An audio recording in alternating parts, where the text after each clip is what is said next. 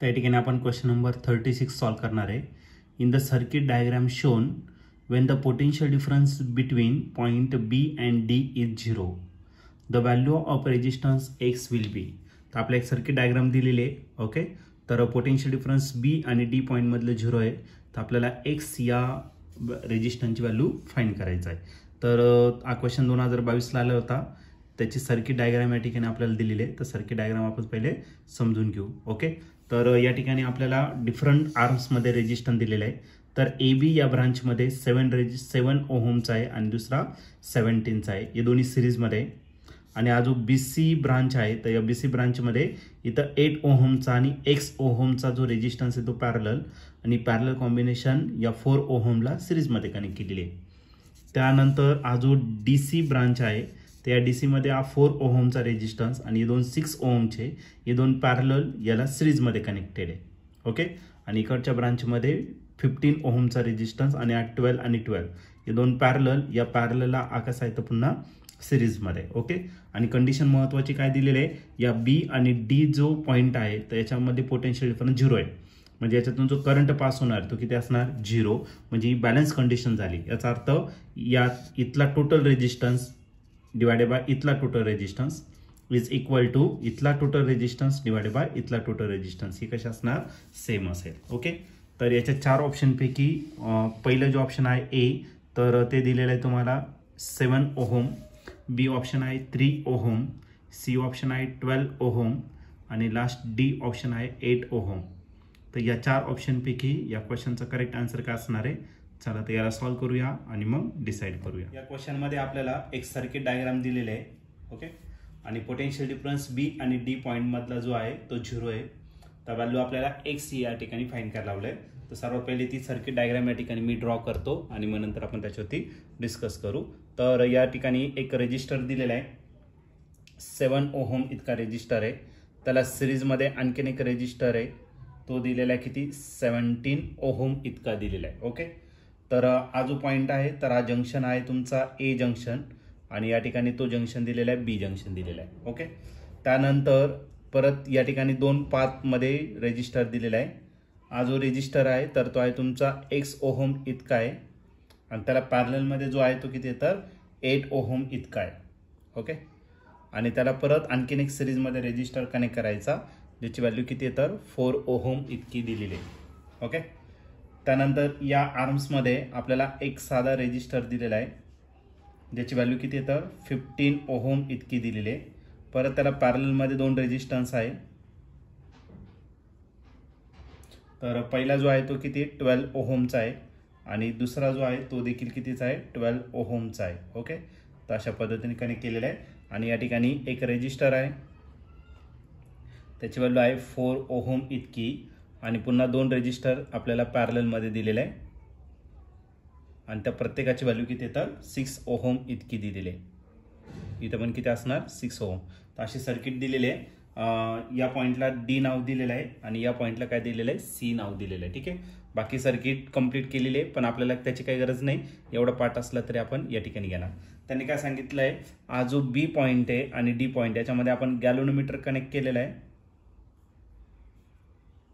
B आणि D मध्ये काय गॅल्व्हनोमीटर कनेक्ट केलेला आहे आणि हा गॅल्व्हनोमीटर जो आहे B आणि D पॉईंटच्या अक्रॉस जे पोटेन्शियल आहे ते कसं आहे तर 0 आहे. म्हणजे याचा अर्थ याच्यातून जो करंट पास होणार आहे तो कन्सिडर करता येणार नाही. म्हणजे याचा अर्थ या आर्म्स मधला रेजिस्टन्स आणि या आर्म्स मधला रेजिस्टन्सचा रेशो इज इक्वल टू या आर्मचा रेशो आणि या याचा रेशो जर घेतला तर तो कसा राहणार, सेम. मग तुम्ही कनेक्ट नाही केला तरी चालेल, काय अडचण नाहीये. ओके, त्याच्यात आता आपण काय करू तर रेजिस्टन्स एकेका आर्ममध्ये या ठिकाणी काय करणार, फाइंड करणार.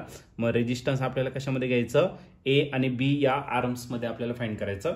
7 ओम आणि 17 हे दोन्ही सिरीजमध्ये आहे. मग सिरीजमध्ये आपण काय करतो त्यांची डायरेक्टली ॲडिशन. 7 + 7 किती राहिला 14, कॅरी 1 म्हणजे अखेर राहिला 24 ओहमचा रेजिस्टन्स आपल्याला या ठिकाणी भेटणार आहे AB या आर्ममध्ये. ओके, त्यानंतर AD मध्ये घेऊ आपण. रेजिस्टन्स कशामध्ये घ्यायचा आपल्याला, AD मध्ये.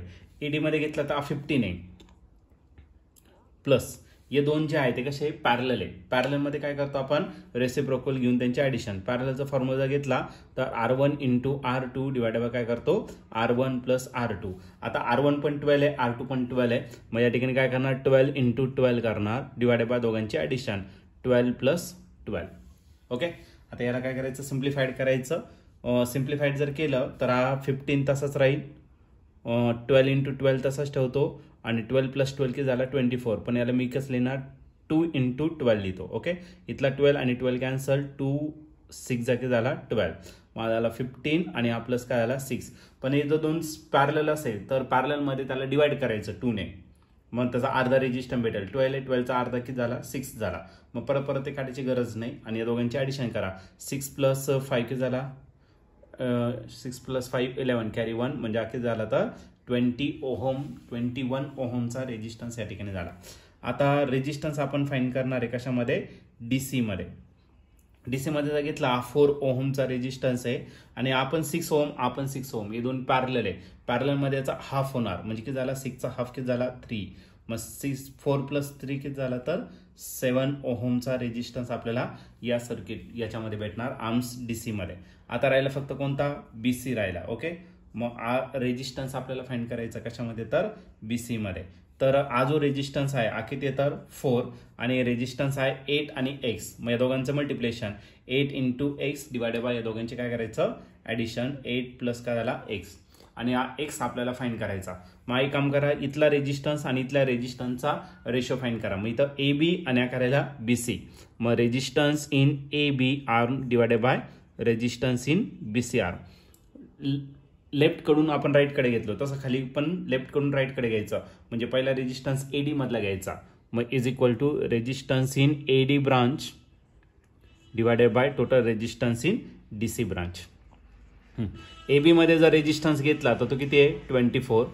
BC मध्ये जर घेतला तर BC मध्ये किती आहे तर 4 + 8x डिवाइडेड बाय 8 + x हा BC मधला आहे. AD मध्ये जर तुम्ही रेजिस्टन्स घेतला AD मध्ये तर AD मध्ये किती आहे 21 आणि DC मध्ये जर घेतला तर DC मध्ये किती आहे 7. ओके. तर 7च्या टेबलमध्ये 21 आहे. 7 1 = 1 7 3 = 21. ओके. मग आता याला सिम्प्लिफाईड करून घेऊ. मारायला 24 आणि या नंबरने याला मल्टिप्लाय करा. 3 इन ब्रॅकेट काय भेटेल 4 + 8x डिवाइडेड बाय 8 + x भेटला. 3च्या टेबलमध्ये 24 आहे. 3 1 = 1 3 8 किती झाला 24. ओके. तर हा 8 झाला. हा झाला तुमचा 4 + 8x डिवाइडेड बाय 8 + x. हा +4 इकडे काय करा मायनस. मग 8 मधून जर 4 गेला तर किती उरणार फक्त 4 आणि राहिला मग 8x डिवाइडेड बाय काय 8 + x. 4 1 = 1 4 2 चा करायला 8. मग इकडे घेऊन टाका आणि मग याला जर तुम्ही सिम्प्लिफाईड केलं तर हा भेटेल तुम्हाला 8 + x = 2x. हा +x आहे तिकडे काय करा मायनस करून घ्या. ओके. किंवा एक काम करू ही स्टेप जी आहे ती आपण या साईडला लिहिणार. ठीक आहे. मग इथं काय राहिलं 1 राहिला. या 1 ने याला मल्टिप्लाय करा. मग फायनल स्टेप आपण या ठिकाणी राईट करू. ठीक आहे. 1 × 8 + x तो करायला 8 + x राहिला आणि तिकडे जो राहिला तो किती राहिला तर 2x. हा +x इकडे काय करा मायनस. मग काय राहिला 2x - x = 8 बाकी आहे. 2x - x किती झाला xच झाला. मग जो रेजिस्टन्स आहे तो किती राहील तर फक्त 8 ओहमचा राहील. ओके. मग या हा जो अननोन रेजिस्टन्स आहे तो किती असणार 8 ओहमचा. ऍक्च्युअली याला सॉल्व्ह करायची काही गरज नाही.